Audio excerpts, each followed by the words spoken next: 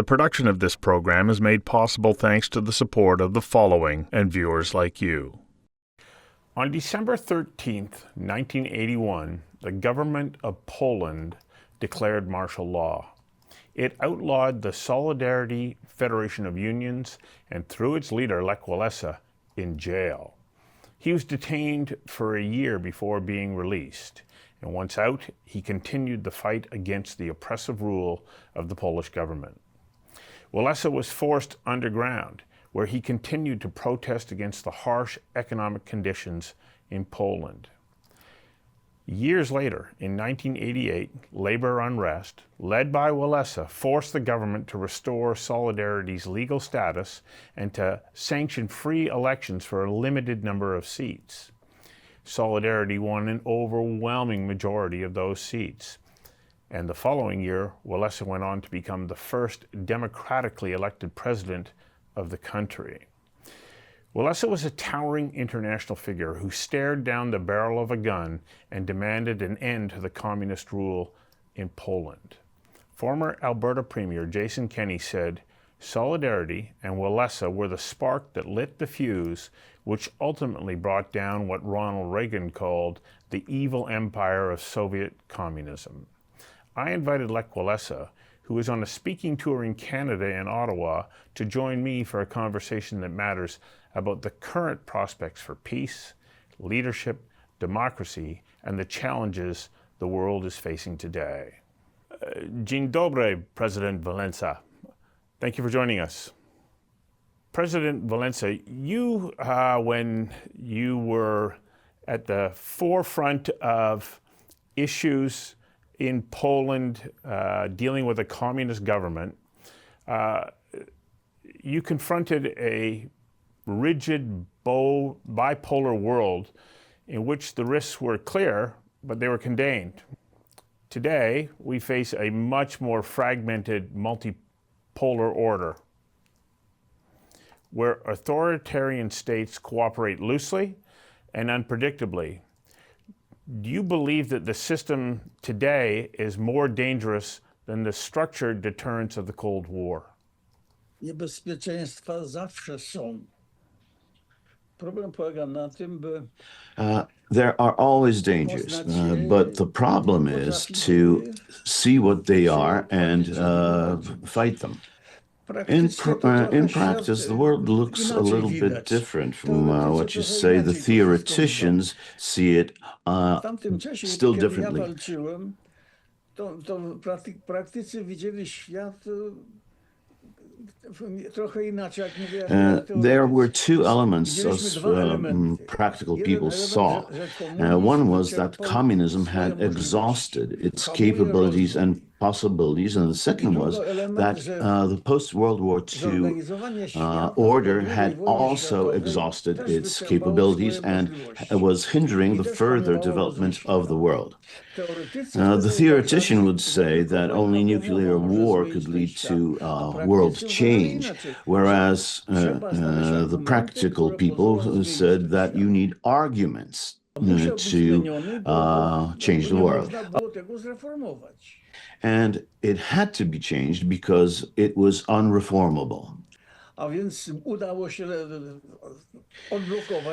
So we knew that the old world had to be changed, but the reason we did it is to build a new world, and that is the task which we face today.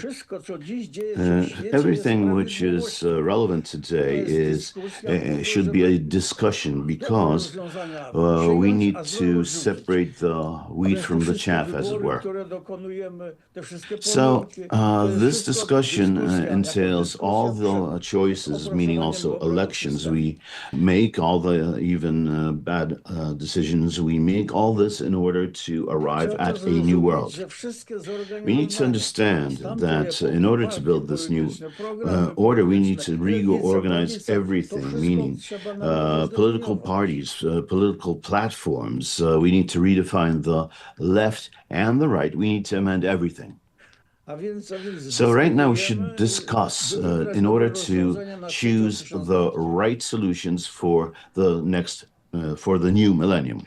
And after we find these, arrive at these solutions, we should find the people or the bodies who will implement them. So that change that came about in the late 1980s into the 1990s was the introduction of democracy. Do you believe that democracy in Europe, in Poland, and of course we see what it represents in Russia right at the moment, needs that same realignment or change? We need to understand that Russia never had democracy, and people don't believe in democracy there. Whereas in the West, we had a democracy which came from, in its present form, from the times of Churchill. And this also means that it isn't necessarily adequate to today, and the people in the West also tend not to believe in democracy anymore. We need to understand that right now we've got a completely different mass media, and whereas before people would follow the politicians where they went. The current situation is that the mass media are exposing things which they had never exposed before. Therefore, people stop believing typical politicians and refuse to stand by them. The production of this program is made possible thanks to the support of the following and viewers like you. So, does the volume of misinformation that exists in an internet world, is that what you say poses a threat to democracy? Well, you can see what sort of people are being elected these days for president and other leadership positions. They are demagogues and populists. And the public knows that they are demagogues and populists. And that means we have to amend democracy and adapt it to today's times. What can we learn from the Russian-Ukrainian war? It's not about Putin, it was not about Stalin. It's about the political system which poses a threat to the entire world. If Putin had, say, 2 5-year terms, he would never be able to build such a threat to the entire world. So, every democracy in the world, in every country, including party platforms, should have a max of 2 5-year terms. And there's a second matter which we should also adopt or focus on. And that entails all the organizations.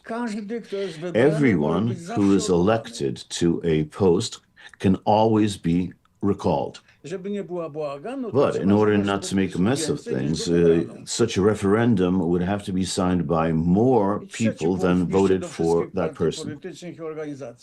And there's a third point which should be relevant to all political parties and all organizations as such. The transparency of financing.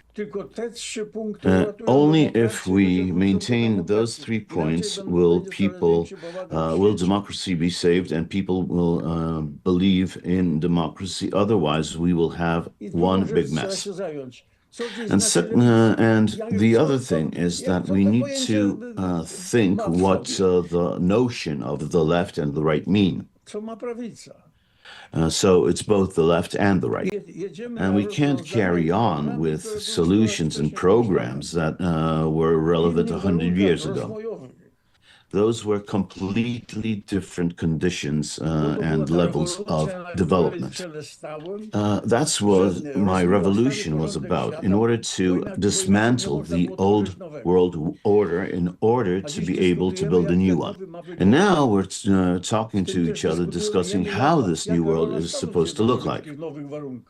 including the role of the United States in these new conditions. Bez roli Without Stanów Zjednoczonych nic the United wielkiego w States świecie playing a nie role, można you rozwiązać. cannot solve any big issue in the Bo Stany world. Zjednoczone są w But the starej United koncepcji States tamtego is świata. mired in this old world order and the way things were being done back then. Stąd świat stoi w And swoim that's the miejscu, reason bo nie ma why the kogo world poprowadzić. is at a standstill, because you don't really have I any stąd ten leadership. bałagan i te rzeczy, That's które where się the nie mess comes podobają from and mnie, things which a lot of people don't like. The production of this program is made possible thanks to the support of the following and viewers like you. So if we look at the current landscape in the information or news media world, and we take into consideration, let's go back to the 1980s when Ronald Reagan was president of the United States. He had a global view of the United States' role in managing and working with countries around the world to create a different world and different outcome. How do we attract those quality leaders into the current environment so that they can replicate much of what Ronald Reagan, you, Margaret Thatcher, and Pope Paul managed to achieve?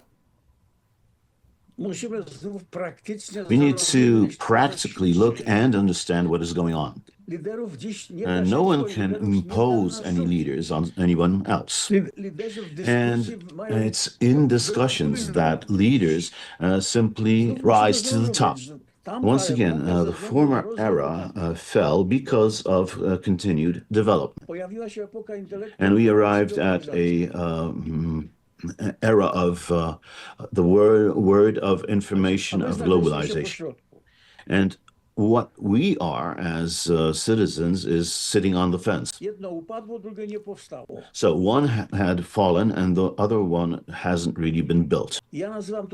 So like I said, this is a time of the word, time of discussion about how this new structure is to look like, and like I said, the role of the United States in this new order. For this, we need to redefine everything, including the left and the right, political parties and whatnot. The previous era was a dirty era, which had revolutions, which had wars, and countries would try to fool one another. Now nobody believes anyone else.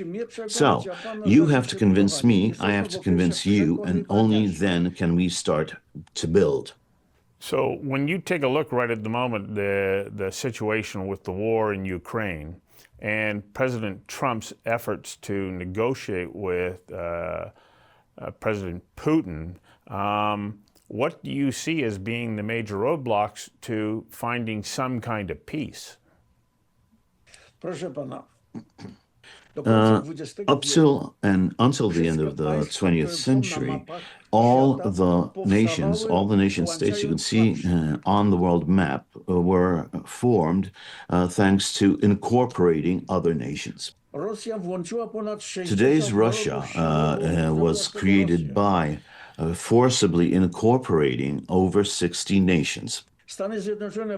Even the United States needed the civil war in order to create a truly united states. And this was the way things were done until the end of the 20th century. But at towards the end of the 20th century, a new concept, a new idea arrived, which meant that due to technological development, we needed to increase the size of management. But this cannot be done in the old way by force, by threats, by wars. We need to convince each other in a democratic way, in a voluntary way, in a nonviolent way, and through larger organizations such as the EU, the UN, even NATO. China and Russia today are still thinking in the old way, where they want to grow by force. So the question now is, which concept, which idea will prevail? Solidarity was an example of how to fight and how to win. If we were to fight just like Ukraine and Russia are today, we can never be successful. No one would have would have supported solidarity back in the day. So we need to come back to the methods of solidarity, and then we will win in Ukraine. Because even if we beat Russia in the old way, meaning militarily, only militarily, Russia will rise in 10 or 15 or 20 years, and our children and grandchildren will have a problem. What we need to do is help the Russians change their system and help them begin to believe in democracy. Only in such a way can we win. The production of this program is made possible thanks to the support of the following and viewers like you. So, with the war in Ukraine still carrying on, and so much of it now being drone attacks, and there were 2 days in which Russian drones entered into Polish airspace on the 9th and 10th of September. What do you recommend should Poland's response be? Is it that we continue dialogue, or do they have to prepare for some kind of armed intervention? Of course, if Putin, you have to shoot back, but we need to allocate more of our means towards a political solution. If we help Russia change its system, they will be thankful to us and grateful to us in the long run. And these methods aren't hard at all. It comes back to having an information campaign and working towards motivating Russian citizens to embrace a new way of governance and leadership?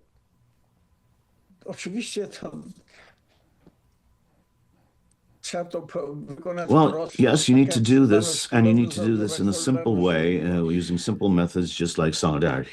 So, from the very beginning, I proposed make a list of all the Russians who perished, and make a list of all the people who died from each city, each village, each settlement. And use the media in every form, from newsletters to the latest media, to show people in a given place how many of their neighbors died. And this list should have a short heading. Dear Russians, we don't want to fight you. We want to help you live peacefully. You've got the wrong political system.